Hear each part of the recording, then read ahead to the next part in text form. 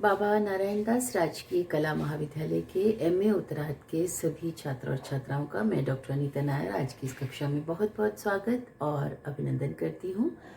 प्रिय विद्यार्थियों, जैसा कि आपको विदित है कि हम हिंदी के पाठ्यक्रमों के बारे में, हिंदी उत्तरार्ध के पाठ्यक्रमों के बारे में और आपको जो मैं अध्ययन और अध्यापन कर रही हूँ उसके बारे में हम इन ऑनलाइन कक्षाओं के माध्यम से जानकारी आप तक उपलब्ध कराते हैं। तो आज जो हम इस कक्षा में पढ़ने जा रहे हैं वो है उपन्यास साहित्य के विषय में। तो थोड़ा सा हम उपन्यासों के ऐतिहासिक विवेचन की तरफ, जो कि आपके पाठ्यक्रम में निर्मला उपन्यास प्रेमचंद जी का संकलित है, तो उसी क्रम में मैं थोड़ी सी उपन्यास की पृष्ठभूमि के बारे में चर्चा करूंगी आज की इस कक्षा में। तो आप सभी अपने अपने कागज़ और कलम लेकर के बैठ जाइए। आपको लगता है कि कुछ महत्वपूर्ण बिंदु हैं तो उन्हें नोट करिए, अन्यथा बिल्कुल अच्छे से ध्यान से आप सुनते रहिए। तो बच्चों, हम बात कर रहे थे कि प्रेमचंद के उपन्यास जो निर्मला आपके पाठ्यक्रम में है, उसी क्रम में उसके पृष्ठभूमि में उसके ऐतिहासिक विवेचन की तरफ मैं जाऊंगी। तो चूंकि जैसा कि आपको पता है कि ये लगभग छायावादी युगीन जो उपन्यास की संरचना हो रही थी उसकी ओर भी इंगित करता है। और प्रेमचंद जी एक इतने बड़े कहानीकार और इतने बड़े उपन्यासकार रहे हैं, तो उन्हीं के नाम से इस युग को प्रेमचंद युग से भी अभिहित कर दिया जाता है। अब उसका कारण भी है कि 1918 में प्रेमचंद जी के उपन्यास का प्रकाशन जो हुआ वो उनके साहित्यिक जीवन की, यानी उनका जो साहित्यिक जीवन जितना उन्होंने इस हिंदी साहित्य को प्रदान किया, उसमें भी उस उपन्यास को एक महत्वपूर्ण घटना के रूप में देखा जाता है। ये डॉक्टर नगेंद्र कहते हैं। तो सेवा सदन का जो पूर्ववर्ती कथा साहित्य था वो जो उससे पहले की जो उपन्यासिक संरचनाएं थी और उपन्यासिक जो जितने भी ग्रंथ आए हैं उपन्यास के रूप में, उन सभी का कथा साहित्य का एक अभूतपूर्व विकसित स्वरूप के रूप में आप उसे देख सकते हैं। कुछ पुराने जो उपन्यास थे वो ज़्यादातर जो थे, आपको अच्छी तरह से पता है कि उनमें कौतूहल और चमत्कार की घटना जो है वो ज़्यादा रहती थी, या फिर सुधार आंदोलनों से परिपूरित होकर के उस तरह की रचनाएं थी। लेकिन उन तमाम चीज़ों से आगे बढ़ते हुए प्रेमचंद जी ने उस काल को एक अलग तरह से प्रस्तुत किया, उस काल की जो देन थी प्रतिनिधि रचना के रूप में। और अगर हम पिछले उस इतिहास को उठा के देखें तो उस काल में एक उपन्यासकार भुवनेश्वर प्रसाद मिश्र की रचना जो है अपनी समकालीनों से थोड़ी अलग थी, लेकिन ज़्यादातर रचनाओं में जो है वो मनोरंजन और प्रचार की भावना ज़्यादा थी, और इसीलिए उससे हम साहित्य और विशुद्ध साहित्य की श्रेणी में उस तरह से नहीं रख पाते हैं। तो प्रेमचंद जी ने उपन्यास को मनोरंजन से ऊपर उठा करके जीवन के संपर्क में लाने का प्रयास किया, और जीवन की जो प्रतिकूलताएं थीं, जो निर्ममताएं थीं, उन सबको भी साहित्य के माध्यम से प्रस्तुत करने की कोशिश की। उनकी रचनाओं में एक जो महत्वपूर्ण चीज़ है वो हम देख सकते हैं कि सेवा सदन जो है उनकी प्रौढ़ कृति के रूप में हमारे सामने आती है, और उसे औपन्यासिक जीवन का ही नहीं बल्कि हिंदी उपन्यास के एक नए युग के प्रादुर्भाव के रूप में भी, उसका जो मील का पत्थर है उसके रूप में भी देखा जाता है।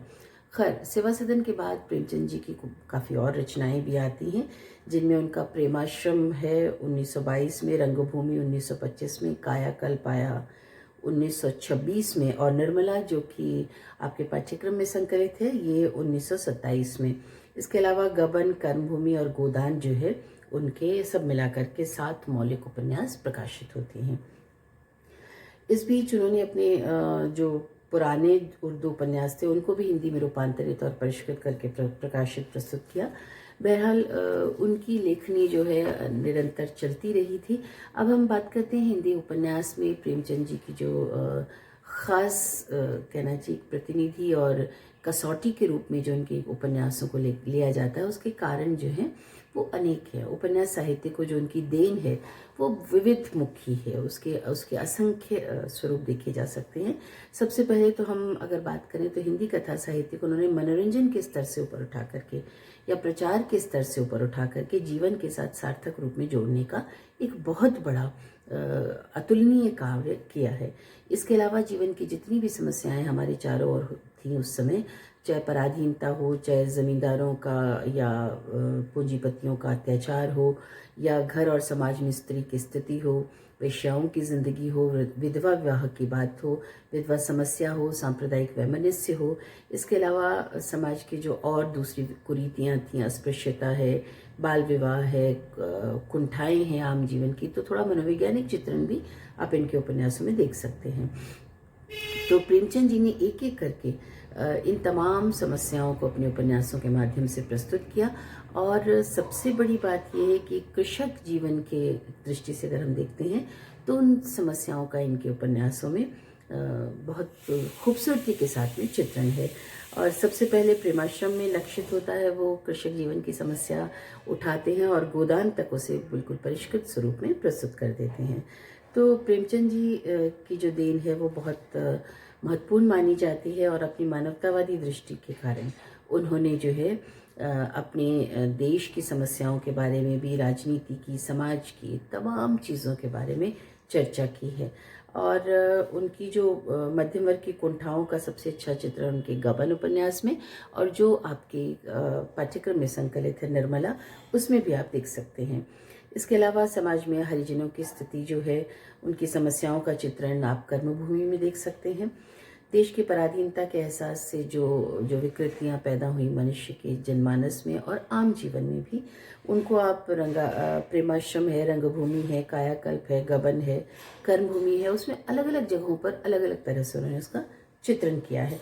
कुल मिला के अगर मैं कहूँ तो आम जनजीवन की जितनी भी समस्याएं थी, विकृतियां थी, प्रतिकूलताएं थी, वो तमाम आप इनके उपन्यासों में प्रतिबिंबित पाते हैं। और इसके अलावा अगर हम देखें तो ऐसा नहीं था कि इनके उपन्यास सिर्फ समस्याओं के चित्रण का लेखा जोखा बन करके रह गई थी। इनके उपन्यासों में जो साहित्यिकता थी, जो किस्सा गोई थी, वो भी आपको ऐसे बांधे रखती है कि आपको ज़रा सा भी एहसास नहीं होता कि प्रेमचंद जी का मकसद जो है वो सामाजिक प्रतिकूलताओं और विकृतियों से आपको रूबरू कराना था। उन्होंने कहानी की तरह से ही कहानी को कहा है, उपन्यास की रचना की है, लेकिन उसमें बहुत खूबसूरती के साथ और बहुत होशियारी के साथ उन्होंने तमाम चीज़ों को भी गूंथ दिया है, जिसका एहसास आपको नहीं होता, यानी वो कहीं भी थोपा नहीं गया है। तो बहुत सहजता से, सरलता से वो चीज़ें आपके सामने आती चली जाती हैं। और हमने जैसा कि कहा कि प्रेमचंद जी जो एक राष्ट्र प्रेमी, राष्ट्रभक्त और राष्ट्र के प्रति समर्पित लेखक थे, तो तमाम कहानियों के बीच में उनकी ये जो राष्ट्रीयता की भावना है वो भी प्रकारांतर से आपको प्रखरता से नजर आती है। और शिल्प और भाषा की अगर बात करते हैं तो उस दृष्टि से भी प्रेमचंद जी के उपन्यासों को हम एक सर्वश्रेष्ठ स्तर पर आप स्थापित कर सकते हैं, क्योंकि उनका कथानक को गूंथने का वो तो बेहतर था ही।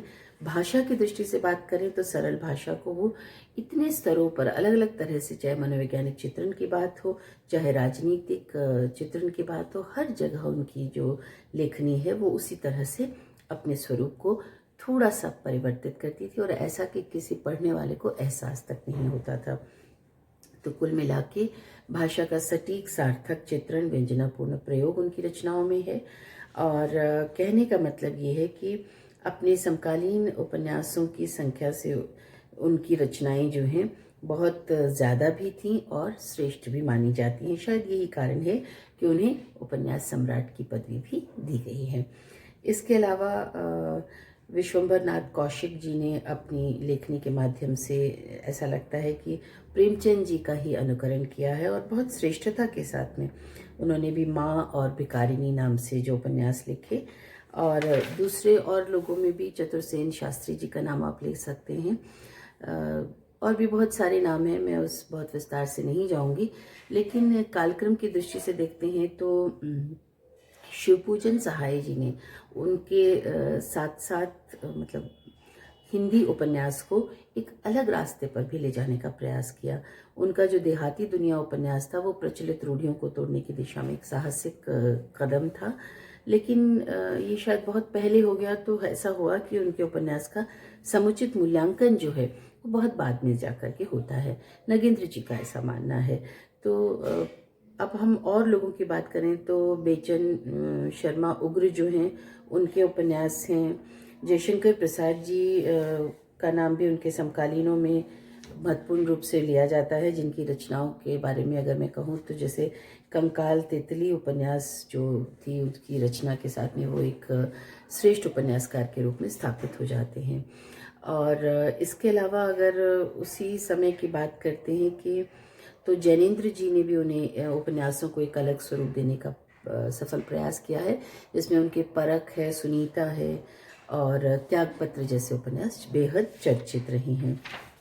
और इस काल के अगर दूसरे उपन्यासकारों की के नाम मैं आपको गिनाती हूँ तो भगवती चरण वर्मा है, राधिका रमन प्रसाद सिंह हैं, सियाराम शरण गुप्त जी हैं, भगवती प्रसाद वाजपेयी, वृंदावन लाल वर्मा, राहुल सांकृत्यायन, निराला जी आदि के नाम भी बहुत उल्लेखनीय माने जा सकते हैं। बहरहाल निराला जी की रचनाओं उपन्यासों की बात करूं तो अप्सरा, अलका और प्रभावती और निरुपमा, ये उनकी काव्य चेतना से प्रभावित कुछ उपन्यास हैं उनके। तो निष्कर्षतः अगर मैं इन सब का मूल्यांकन करते हुए दो पंक्तियों में बात कहूँ तो यही है कि विवेच्य काल को हिंदी उपन्यास का जो है वो श्रेष्ठतम और कहना स्थापना काल के रूप में और हम लोग मान सकते हैं कि जो जहाँ से उपन्यासों का श्रेष्ठतम स्वरूप जो है वो प्रारंभ होता है।